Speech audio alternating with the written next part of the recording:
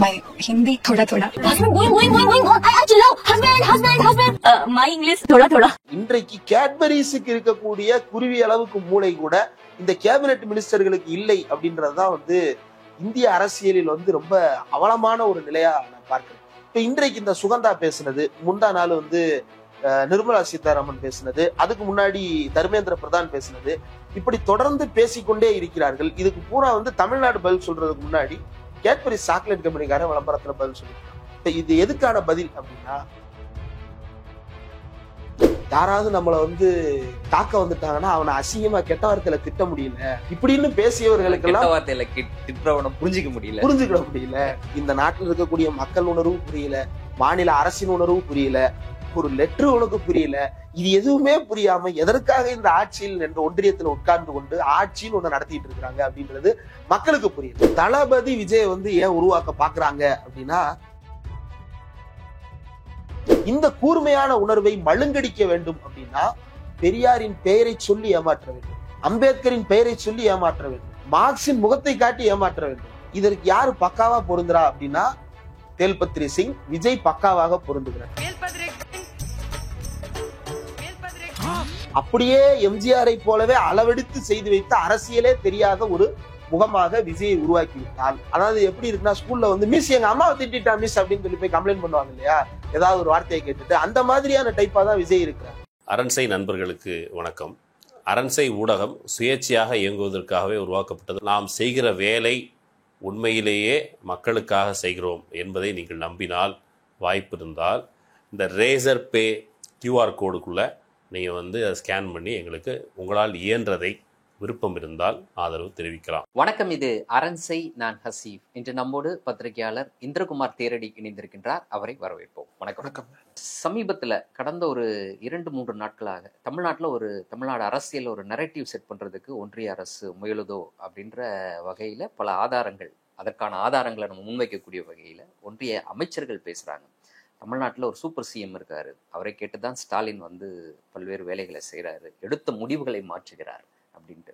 இந்த 2 வகையில் பார்க்கலாம். ஒன்று ஸ்டாலின் ஒரு திறமையற்றவர் அப்படின்றத பொதுமக்களிடம் கொண்டு போய் சேர்க்கிற ஒரு வேலை. இரண்டாவதை பொறுத்த வரைக்கும் உதயநிதி ஸ்டாலின் அடுத்த சிஎம் தயாராகிவிட்டார் அப்படின்ற மாதிரி அந்த வேலையை அவங்க கண்டிப்பாக செய்கிறதுக்கான வாய்ப்பு ரொம்ப கம்மி.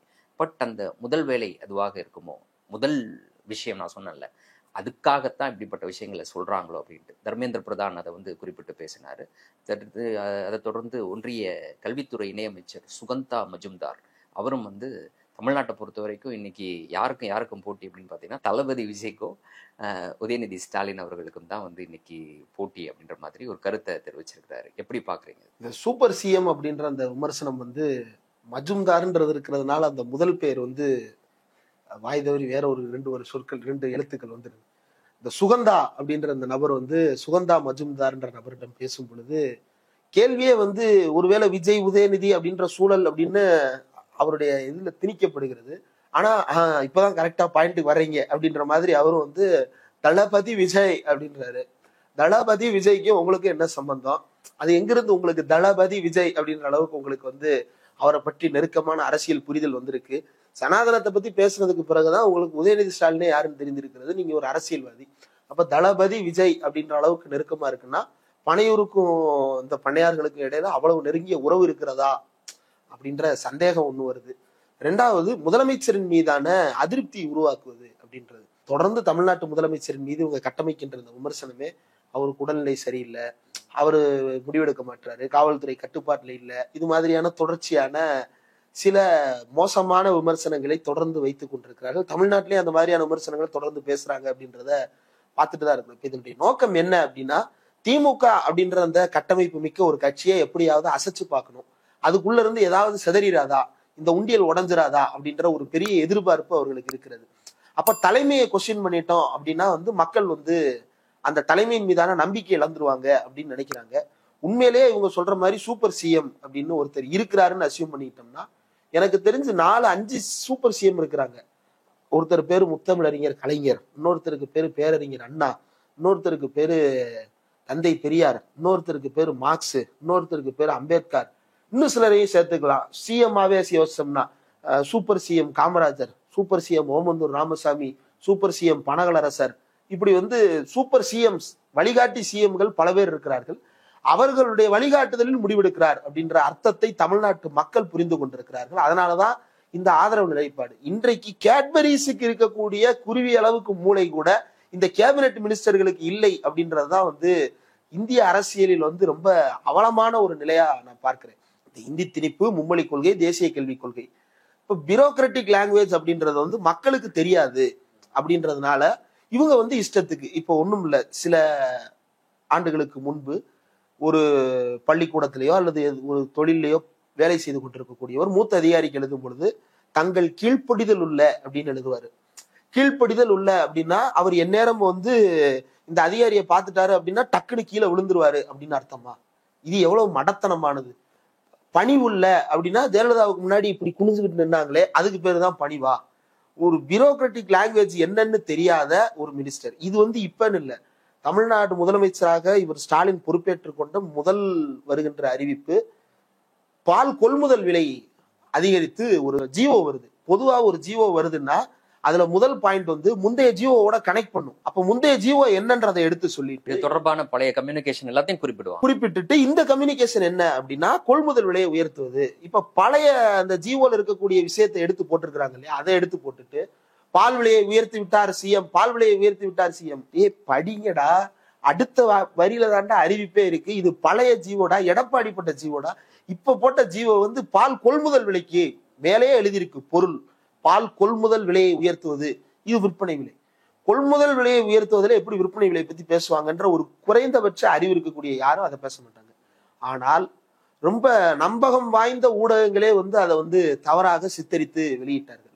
இப்ப இது புரிதல் குறைபாடுன்னு சொல்லலாம் ஊடகங்கள் செய்யும் பொழுது. ஆனா அமைச்சர்கள் அதை செய்கிறார்கள் அப்படின்னா அமைச்சருக்கு என்று ஒரு அதிகாரி இருக்கிறார்.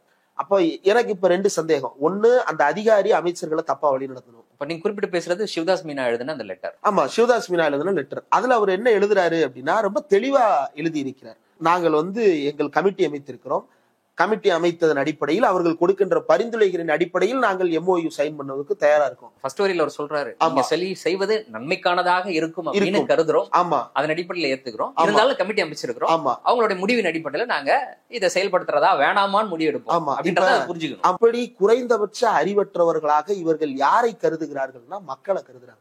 ஏன்னா அந்த மக்கள்கிட்ட தான் இவங்க தொடர்ந்து சொல்றாங்க ஒத்துக்கிட்டா இருப்பாருன்னு. தொடர்ந்து 3 முறை அதே லெட்டரை வந்து பல்வேறு தருணங்கள்ல சொல்லிக்கிட்டே இருக்காங்க, போஸ்ட் பண்ணிக்கிட்டே இருக்கிறாங்க. இதை வந்து நம்ம போன வருஷமே போட்டு சாத்தியாச்சு. வாய்ஸ் ஆஃப் டிஎன் கூட்டத்தில இருந்து பல இடங்கள்ல இதை போட்டு நம்ம தொடர்ந்து பேசி இருக்கிறோம். நம்ம நேர்காணல்கள்லயே பல இடங்கள்ல இதுல இருக்கக்கூடிய அபத்தத்தை நம்ம குறிப்பிட்டிருக்கிறோம். எப்படினாலும் காசு வேணும்னா MOU சைன் பண்ணதான் வேணும். அப்ப அந்த MOUக்கு நம்ம பாதகம் இல்லாத வகையில எப்படி எடுத்துக்கிட போறோம்? பொதுவா திட்டங்கள் அப்படின்னு வரும்பொழுது அந்த திட்டங்கள்ல பிளெக்சிபிலிட்டி இருக்கும்.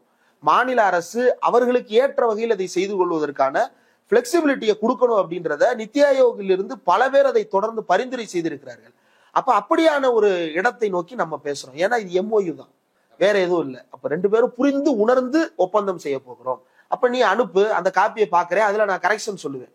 அப்பதான் அதுக்கு பேர் MOU. இப்ப பேரலையும் அரண்சையும் MOU போடுது, பேரலை கொடுக்குற காப்பியில அப்படியே அரண்சை கையெழுத்து போடுது அப்படின்னா அது வந்து புரிதலும் இல்லாத உணர்வும் இல்லாத ஒரு அக்ரிமெண்ட் மட்டும்தானே தவிர புரிந்து உணர்ந்து போட்ட ஒப்பந்தம் அல்ல. மெமரண்டம் ஆஃப் அண்டர்ஸ்டாண்டிங் அப்படின்றது கையெழுத்திடுற வரைக்கும் அது இறுதிக்கட்ட மாறுதலுக்கு உட்பட்டது. இப்ப உங்கள்கிட்டே கேட்கிறேன்னு, பத்திரிகையாளர் மன்றத்தினுடைய பொதுச் செயலாளர் நீங்க, வெளியில ஒரு நிறுவனத்தோட சேர்ந்து பத்திரிகையாளர்களுக்கு ஒரு கேம்ப் நடத்துறீங்க, மருத்துவ முகாம் அப்படின்னு. இதுவரை இப்படி ஒண்ணு நடக்குமா அப்படின்னு காத்துக்கிட்டு இருந்த பத்திரிகையாளர்கள் பலருக்கும் பரவாயில்ல, நம்மளுக்கும் வாழ்க்கையில முன்னேறுவதற்கு இந்த சங்கம் உதவும் அப்படின்ற ஒரு நம்பிக்கையை கொடுக்குது. இப்ப நீங்க என்ன பண்ணுவீங்க? ஒரு ஒப்பந்தம் போடுவீங்க அந்த நிறுவனத்தோட. நிறுவனம் கொடுக்குற ஒப்பந்தத்துல அப்படியே நீங்க கையெழுத்து போட முடியாது. 2 பேரும் பேசி ஒரு சமரசத்திற்கு வந்து நான் இதை செய்யறேன், நீங்க இதை செய்யுங்க அப்படின்னு சொல்லிட்டு ஒப்பந்தம் போடுவோம். இவ்வளவுதான் ஒரு ஒப்பந்தம். அதை தான் சிவதாஸ் மீனா தெளிவா குறிப்பிட்டு இருக்கிறாரு. ஒப்பந்தத்துக்கு முன்னாடியே ஒப்பந்தம் போட்டுக்கலாம், ஆனா கமிட்டி ரெக்கமெண்டேஷன் கொடுக்கட்டும், வேற பார்க்கலாம், உட்கார் அப்படின்னு சொல்லி இருக்கிறாரு. இதற்கு மேல கடுமையா எழுதணும் அப்படின்னா the people of Tamil Nadu reject your schemes and reject your nationality அப்படின்னு சொல்றாரா சிவதாஸ் மீனாவை? அரசியலமைப்பு சட்டத்தின் மீது சத்தியப்பிரமாணம் செய்து வந்த ஒரு அதிகாரி இன்னொரு அதிகாரிக்கு வேற என்ன லெட்டர் எழுதணும்? இப்ப வந்து இதை வந்து வேற யாராவது கேட்டிருந்தா பரவாயில்ல, பிஜேபியே கேட்கிறாங்க. அப்ப இவங்களுக்கு பியூரோக்ராட்டிக் லாங்குவேஜ் தேவையில்லை அப்படின்னு இவங்களே சொல்றாங்க. அதனால் தமிழ்நாடு அரசுக்கு நாம் கோரிக்கை வைப்பது, இனிமேல் நீங்க பியூரோக்ராட்டிக் லாங்குவேஜ்ல எழுத தேவையில்லை, டேய் யாரா நீ, உன்னோட நான் எதுக்குடா ஏத்துக்கணும் அப்படின்னு கரடு முரடா எழுதுங்க. அது உங்களுக்கு தமிழ்ல எழுதியே அனுப்புங்க. நாளைக்கு எதுவும் ஆதாரம் தூக்கிட்டு வர முடியாது. அப்படிதான் நம்ம செய்ய வேண்டியது இருக்கு. கேட்டா கோர்ட்ல நம்ம சொல்லுவோம், your honour, they don't understand the bureaucratic diplomatic language that we have learned from our forefathers of the country and the constitution, so we are changing our language of communication with the union government so that we have written like that. நம்ம கோர்ட்ல போய் affidavit போடுவோம், இவங்களுக்கு புரியல, மரமண்டைகளா இருக்கிறாங்க, இவங்களுக்கு என்ன சொல்லி புரிய வைக்கிறது, அதனால நாங்க இப்படி செஞ்சோம், நம்ம கோர்ட்ல பேசிக்குவோம், வேற என்ன சொல்றது. இப்ப இன்றைக்கு இந்த சுகந்தா பேசினது, முந்தா நாள் நிர்மலா சீதாராமன் பேசினது, அதுக்கு முன்னாடி தர்மேந்திர பிரதான் பேசினது, இப்படி தொடர்ந்து பேசிக்கொண்டே இருக்கிறார்கள். இதுக்கு பூரா தமிழ்நாடு பதில் சொல்றதுக்கு முன்னாடி கேட்பரி சாக்லேட் கம்பெனிக்காரன் விளம்பரத்துல பதில் சொல்லியிருக்கான். அது ரொம்ப முக்கியமான ஒரு ஸ்டேட்மெண்ட். ரெண்டு வகையில முக்கியமான ஸ்டேட்மெண்ட். ஒன்னு, மார்க்கெட் என்னன்றது கேட்பரிஸுக்கு தெரிஞ்சிருக்கு. ரெண்டாவது, அரசியல் என்னன்றதும் அவனுக்கு ஓரளவுக்கு புரிஞ்சிருக்குது. அதுல எந்த அரசியல் மார்க்கெட்டுக்கு உதவுன்றதும் அவருக்கு புரிஞ்சிருக்குது. அப்ப பெரும்பான்மை மக்களின் மனநிலையை பிரதிபலிக்கக்கூடிய ஒரு வியாபார நோக்கத்திற்காகவே செயல்படுகின்ற ஒரு கம்பெனி என்ன செய்யறாங்க, ஒரு 4 இந்திக்காரங்க, தமிழ்நாட்டுல இருந்து ஒரு பெண், அவரும் அக்ரஹாரத்திலிருந்து போறாரு. இப்ப அங்க போய் உட்காந்துக்கிட்டு மை ஹிந்தி தோடா தோடான்னு இவர் சொல்ல, அவங்க மேரா இங்கிலீஷ் தோடா தோடா தோடா தோடா தோடா தோடாதான். My husband me bike going going going, I calling husband husband husband husband, me eating chocolate chocolate, அவ்வளவுதான். இப்ப இது எதுக்கான பதில் அப்படின்னா, ஒன்றிய அமைச்சர்கள் தொடர்ந்து பானிபூரி சாப்பிட முடியல, யாராவது நம்மளை தாக்க வந்துட்டாங்கன்னா அவனை அசிங்கமா கெட்ட வார்த்தையில திட்ட முடியல, இப்படின்னு பேசியவர்களுக்கெல்லாம் புரிஞ்சுக்கிட முடியல அப்படின்றதுக்காக ஒருத்தர் மொழி கத்துக்கணும்னு சொல்றான் இல்லையா, அவனுக்கான பதிலாக இதை கொடுத்திருக்கிறார்கள். இவன் ஏன் இந்த ஸ்டாண்ட் எடுக்கணும்? ஒருவேளை பெரும்பான்மை மக்களுடைய மனநிலை இந்தியை ஆதரிப்பதாக இருந்திருந்தால் இப்படி ஒரு விளம்பரமே வந்திருக்காது. இதுக்கு ரிவர்ஸா வந்திருக்கும். மக்கள் இந்திய நாடு என் வீடு, இந்தி என்பது என் மொழி அப்படின்னு சொல்லிட்டு வேற பாட்டை பாடிட்டு இவங்க பாட்டு விளம்பரத்தை போட்டிருக்கலாம். அப்போ மார்க்கெட் என்னன்றது கேட்பரிஸுக்கு தெரியுது, கேபினெட்டுக்கு தெரியல அப்படின்றதுதான். இந்த நாட்டில் இருக்கக்கூடிய மக்கள் உணர்வு புரியல, மாநில அரசின் உணர்வு புரியல, ஒரு லெட்டர் உனக்கு புரியல, இது எதுவுமே புரியாம எதற்காக இந்த ஆட்சியில் என்ற ஒன்றியத்துல உட்கார்ந்து கொண்டு ஆட்சின்னு ஒண்ணு நடத்திட்டு இருக்கிறாங்க அப்படின்றது மக்களுக்கு புரியல. ஏற்கனவே கேட்ட கேள்வியினுடைய தொடர்ச்சி தான், எதை கட்டமைக்க விரும்புகிறார்கள்? உதயநிதி ஸ்டாலின் வெர்சஸ் விஜய் அப்படின்றதன் மூலமாக எதை செய்வதற்கு அவர்கள் முயல்கிறார்கள்? இல்ல, அவங்களுக்கு ஸ்டாலினுடைய அந்த ஒரு பவர் அவங்களுக்கு உறுத்தலா இருக்கு. பவர் அப்படின்றது அவருடைய முதலமைச்சர் என்கின்ற பவர் மட்டும் இல்ல, திமுக தலைவராகவும் அவருடைய பவர்.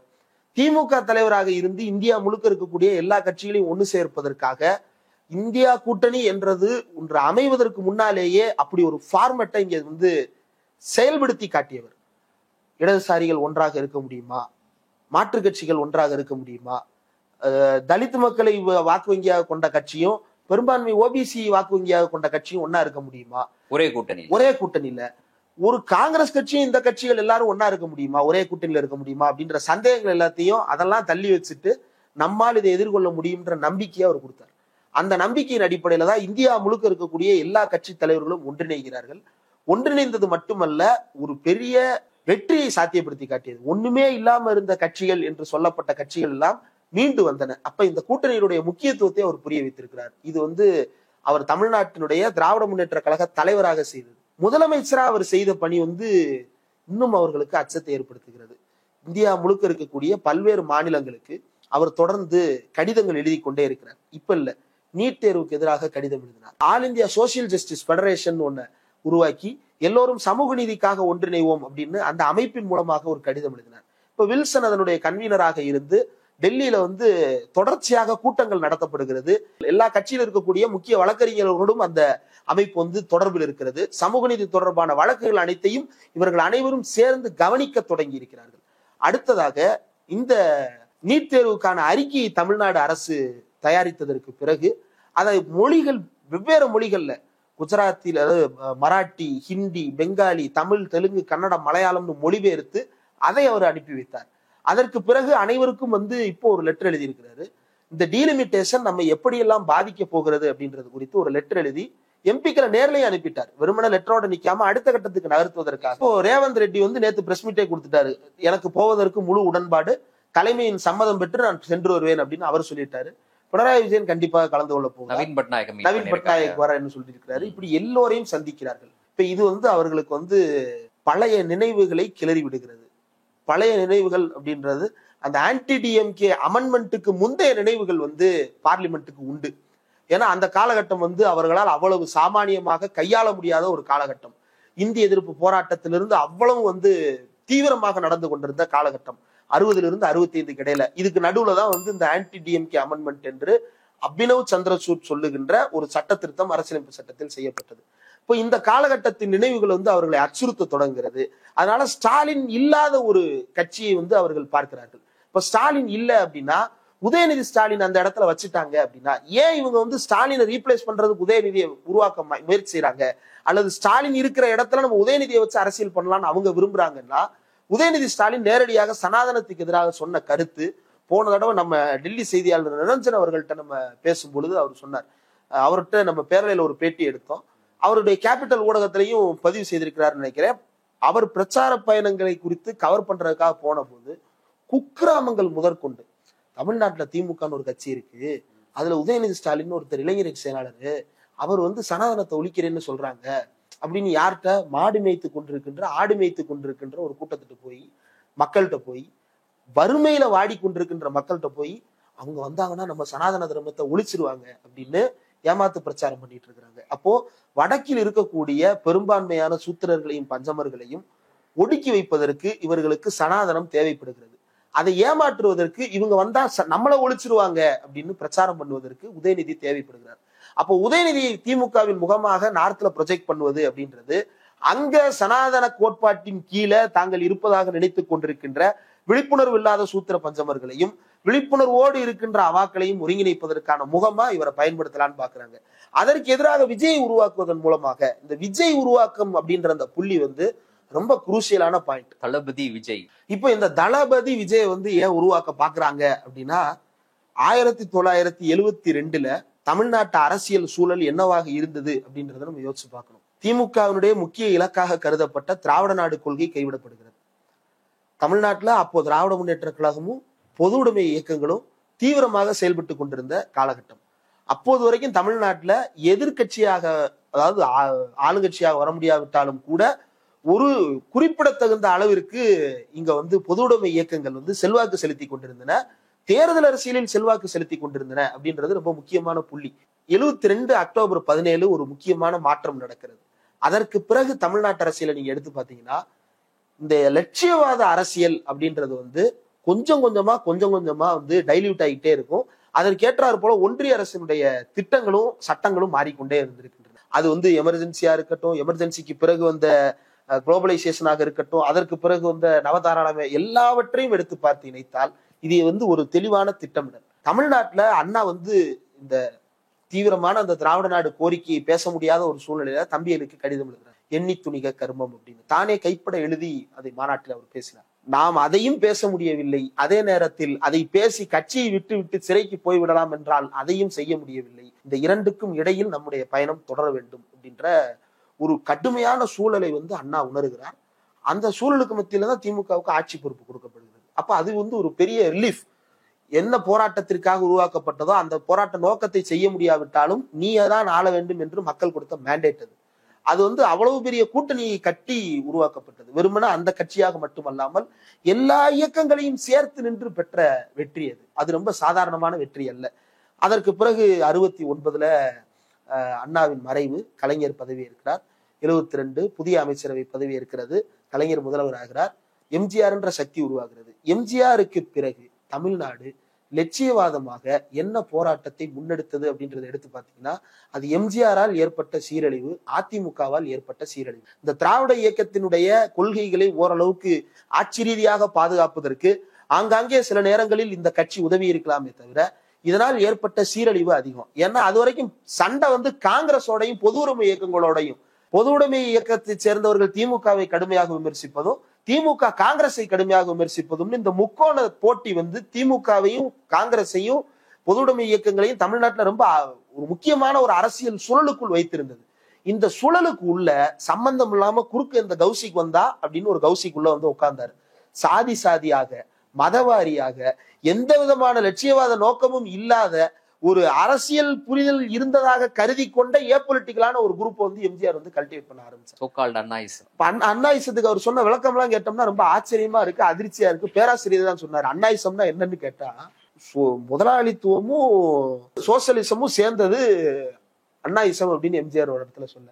அதுக்கு பேரு பாசிசம்டா, ரெண்டு பேரையும் ஏமாத்துற நீயே, வேற ஏதோ நலன் இருக்கு அதுக்கு நடுவில் அப்படின்னு பேராசிரியர் அன்பழகன் விமர்சிச்சதா பழைய குறிப்புகள் உண்டு. இப்போ இப்படியாக திமுகவினுடைய போராட்டம் எங்க ஒன்றிய அரசை நோக்கி மாநில சுயாட்சி, இங்க பொது உடைமை இயக்கங்கள் நிலப்பரி இயக்கம் உள்ளிட்ட பிரச்சனைகளை கையில் எடுக்க தொடங்கி இருக்கிறாங்க. அப்ப அதை கையாள வேண்டிய சூழல். அப்ப நிலப்பகிர்வு என்பதை கண்டிப்பா செய்தே ஆக வேண்டிய ஒரு இக்கட்டு கலைஞருக்கு இருக்கிறது.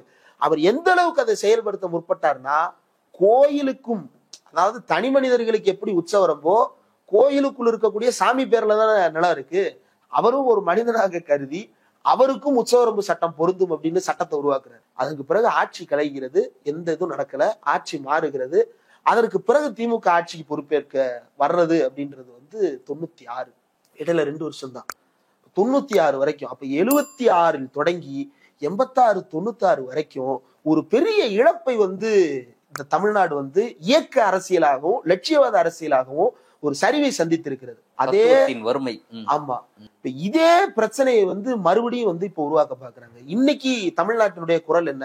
அதானிக்கு எதிரான குரல், ஒன்றிய அளவினுடைய ஏகாதிபத்தியத்துக்கு எதிரான குரல், இந்த பாசிச சூழலுக்கு எதிரான குரல், மதவாதத்துக்கு எதிரான குரல்னு ஒவ்வொன்றையும் தமிழ்நாடு கூர்மையாக வெளிப்படுத்துகிறது. இந்த கூர்மையான உணர்வை மழுங்கடிக்க வேண்டும் அப்படின்னா பெரியாரின் பெயரை சொல்லி ஏமாற்ற வேண்டும், அம்பேத்கரின் பெயரை சொல்லி ஏமாற்ற வேண்டும், மார்க்சின் முகத்தை காட்டி ஏமாற்ற வேண்டும். இதற்கு யாரு பக்காவா பொருந்துறா அப்படின்னா தேல்பத்ரி சிங், விஜய் பக்காவாக பொருந்துகிறார். அப்படியே எம்ஜிஆரை போலவே அளவெடுத்து செய்து வைத்த அரசியலே தெரியாத முகமாக விஜயை உருவாக்கி விட்டால், நீங்க குறிப்பிடக்கூடிய அதே விஜயை வந்து நீங்க சொன்னீங்க பாத்தீங்களா சில வார்த்தைகளை, அதே வார்த்தையை பயன்படுத்தி இருக்கிறார். நீங்க வந்து உங்களுக்கு எதிராக வைக்கப்படக்கூடிய விமர்சனத்தை, ஒன்றியத்திற்கு எதிராக வைக்கப்படக்கூடிய விமர்சனத்தை திசை திருப்புவதற்காக நீங்க பெரியாரை பயன்படுத்துறீங்க. அந்த அளவுல பெரியார் மிக உண்மையிலேயே பெரியார் அப்படின்ற மாதிரி ஒரு வார்த்தையை பயன்படுத்திருக்கிறாரு. எப்படி பாக்குறீங்க? பெரியார் மேல உண்மையிலே பக்தியும் பெரியார் மேல உண்மையிலேயே பாசமும் பற்றுதலும் இருந்திருந்தா பக்தின்ற வார்த்தையை கூட விட்டுறலாம். ஒரு பற்றுதல் அல்லது வந்து அவரை பின்பற்றுதல் அப்படின்ற ஒரு உணர்வு, கொள்கை தலைவர் என்ற உணர்வு இருந்திருந்தா அங்க ஒரு அசிங்கமா பேசிட்டு இருக்கிறானே, அதுக்கு எதிராக பேச வேண்டிய தேவை உனக்கு இல்லையா? அந்த இடத்துல எந்த பதிலும் பேசாம அதை பற்றி எந்த விதமான அதை பற்றி அதே காலகட்டத்துலதான் திருப்பரங்குன்றம் பிரச்சனை நடக்குது. சரி, திமுக பேசலன்னு சொல்றீங்கல்ல, நீ பேசியிருக்கணுமே, திருப்பரங்குன்றம் பிரச்சனைக்கு நீ பேசியிருக்கணுமே, மற்ற கட்சிகள் பேசலன்னு சொல்றீங்க. கம்யூனிஸ்ட் கட்சியோட சேர்ந்து உங்க இயக்க தோழர்கள் எத்தனை பேர் கொடி பிடிச்சு தெருவுக்கு வந்தாங்க? வரல இல்ல. அப்ப நீயும் ஒரு ஏமாற்று வேலைதான். அந்த கொள்கை தலைவரின் வழியை பின்பற்றி நீ என்ன சொல்ல வரும்? இப்ப யாராவது ஒருத்தர் உன் தலைவரை பத்தி அசிங்கமா பேசணும், அது வரைக்கும் நீ அமைதியா இருப்ப, இல்லைன்னா அந்த தலைவரை பத்தி பேச மாட்ட. திமுக வந்து பெரியாரை பற்றியோ அல்லது மார்க்சிஸ்ட் கம்யூனிஸ்ட் கட்சியோ அல்லது இந்திய கம்யூனிஸ்ட் கட்சியோ மார்க்ஸை பற்றியோ அல்லது இங்க இருக்கக்கூடிய எல்லா இயக்கங்களும் வந்து அம்பேத்கரை பற்றியோ யாராவது ஒருத்தர் திட்டிதான் பேசணும்னு அவசியம் இல்லை. எல்லா விழாக்களிலும் எல்லா நாட்களிலும் அந்த தலைவர்களுடைய பெயர்களோடு அந்த தலைவர்களுடைய தத்துவங்களை தொடர்ந்து இந்த கட்சியில் பேசிக்கொண்டுதான் இருந்திருக்கின்றன. நீ எப்படி என்ன பேசியிருக்க? யாராவது உன் தலைவர் அதாவது எப்படி இருக்குன்னா, ஸ்கூல்ல வந்து மிஸ் எங்க அம்மாவை திட்டா மிஸ் அப்படின்னு சொல்லி போய் கம்ப்ளைண்ட் பண்ணுவாங்க இல்லையா, ஏதாவது ஒரு வார்த்தையை கேட்டுட்டு, அந்த மாதிரியான டைப்பா தான் விஜய் இருக்கிறார். விஜயனுடைய உண்மையான நோக்கம் பெரியாரை டிஃபெண்ட் பண்றதோ பெரியாரிய கருத்துக்களை வந்து வலிமைப்படுத்துவதோ செழுமைப்படுத்துவதோ அல்ல. அப்படி செழுமைப்படுத்துவதாக இருந்தால் மும்மொழி கொள்கைக்கு எதிராக அவர் களமாடி இருக்கணும், உறுதியா அவர் பேசி இருக்கணும். பேசல, இளைஞர்களை திரட்டல. டீலிமிட்டேஷனுக்கு எதிரான போராட்டமே தேவையில்லை அப்படின்றாரு. தமிழ்நாட்டுல திமுக அது ஒரு ஆளுங்கட்சி, தன்னுடைய கட்சியின் மூலமாக 234 தொகுதியில இளைஞரணி மூலமாக கண்டன பொதுக்கூட்டங்களை நடத்திட்டு இருக்கிறாங்க. இன்னைக்கு ஒரு நாளைக்கு 5-10 தொகுதிகள்ல கண்டன பொதுக்கூட்டம் நடக்குது. மக்கள்கிட்ட போய் பேசுறாங்க, மக்கள்கிட்ட உரையாடுறாங்க. அதுல சில கூட்டங்கள்ல நானும் பேசியிருக்கேன். அங்க இருக்கக்கூடிய மக்களுடைய உணர்வு வந்து அவ்வளவு சிலிர்க்க வைக்குது. இவங்கள்ட்ட என்ன பேசுறது அப்படின்னா, அவங்க நம்மளுக்கு கத்துக் கொடுக்குற அளவுக்கு அங்க எளிய மக்கள் அரசியலை புரிந்து வைத்திருக்கிறார்கள். இதை பற்றி விஜய்க்கு ஏதாவது அக்கறை இருக்கிறதா? அந்த மக்கள் உணர்வுகளை வந்து அணிதிரட்டினால் தானே ஒருத்தர் ஆட்சிக்கு வர முடியும்.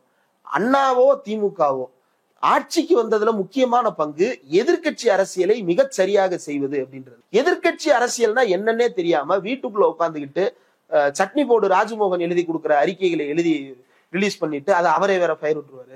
நான் சொல்லல, கமெண்ட்ல சொல்றாங்க, என்னப்பா நீயே எழுதி கொடுத்துட்டு இங்க நீயே வந்து ஃபயர் விடுற அப்படின்னு அவங்க சொல்றாங்க.